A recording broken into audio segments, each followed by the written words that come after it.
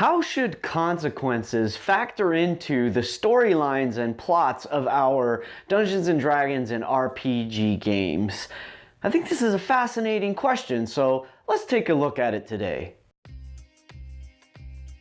Hi, I'm Gregory and this is 1 in 20 D&D. Thank you for joining me on the vlog today. This is DnDaily number 265.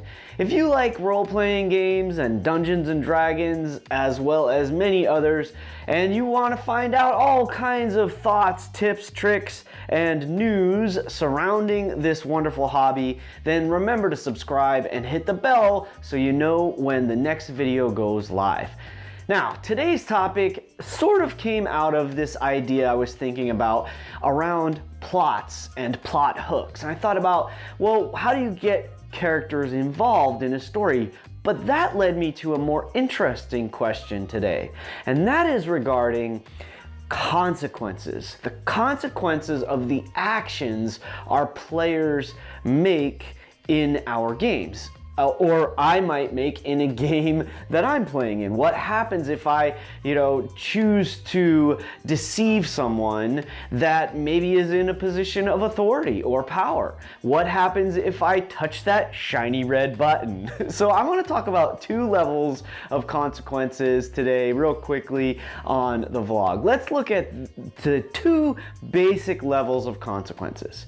The first one I think is very simple, and they are the immediate consequences. The immediate consequences to me are things like the shiny red button. What happens if I step on the trap? Or I step on the trigger, I should say, for the trap, if I trip the wire and so forth.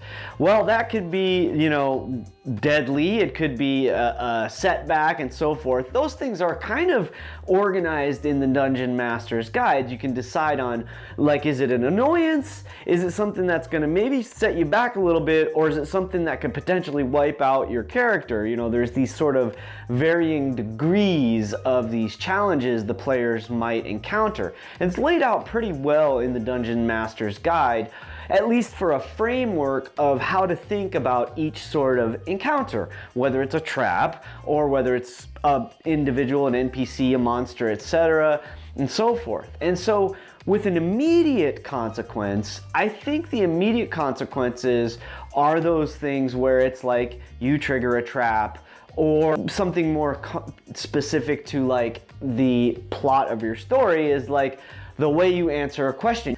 So there's all these different ways that the immediate consequence of a thing can come into play. It's a huge subject. So taking this big subject and boiling it down into some like bite-sized piece for the vlog today it's almost a little daunting.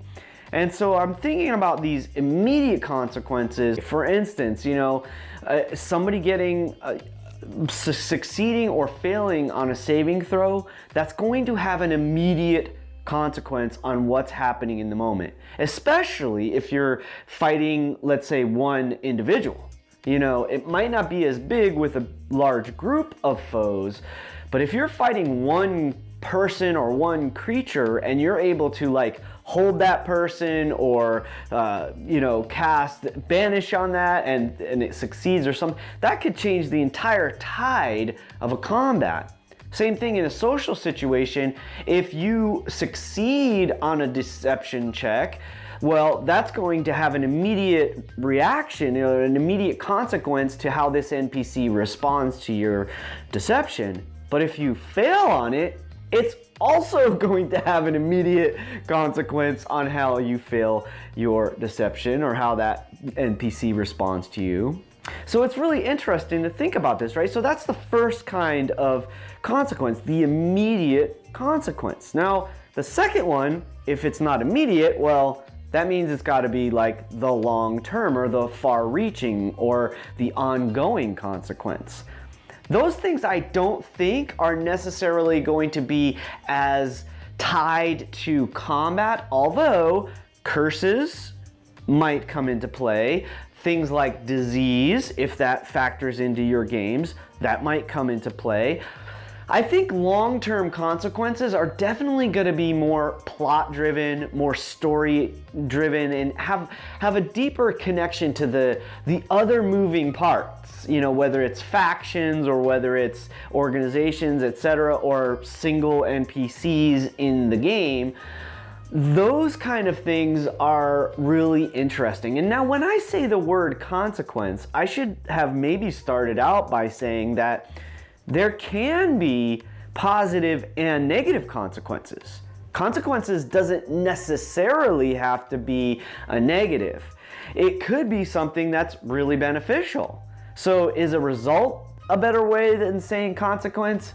I don't know, because I think the consequence means more and has more of the tone that I'm trying to get at. Because let's face it, if your party, whether you're in the party or whether you're the DM or GM for the party, but if your party is running around and doing dastardly things to all the different citizens in a city, they're stealing, charming, creating havoc, and they're successful in the moment. Oh yeah, you successfully stole that item from right underneath the shop owner's nose, but there's a town guard.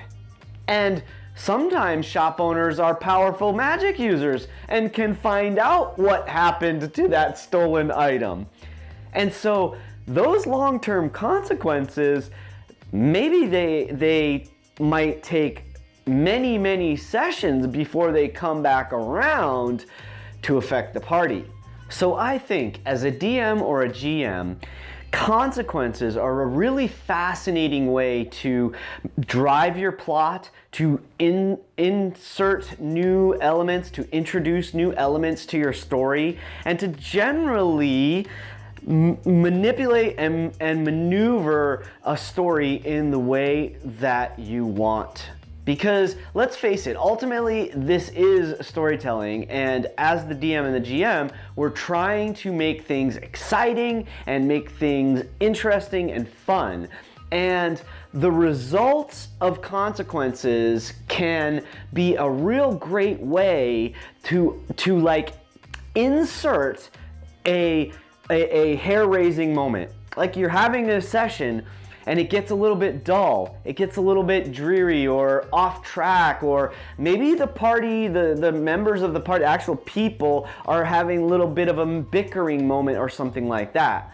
As a GM, you can take those moments, especially if you have a couple of bullet point ideas or maybe even some really involved and intense notes on what you're gonna do.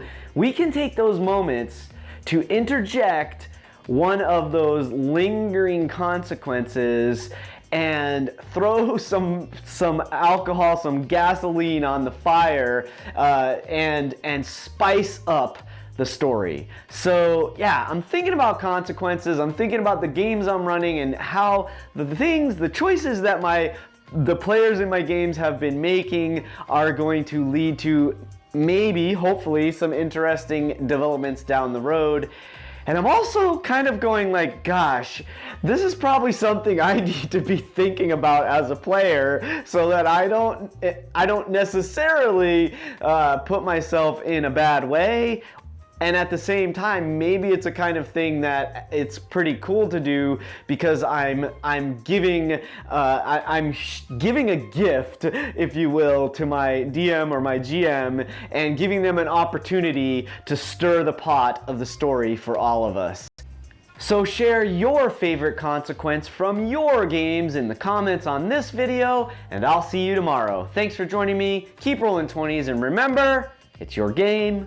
Play your way.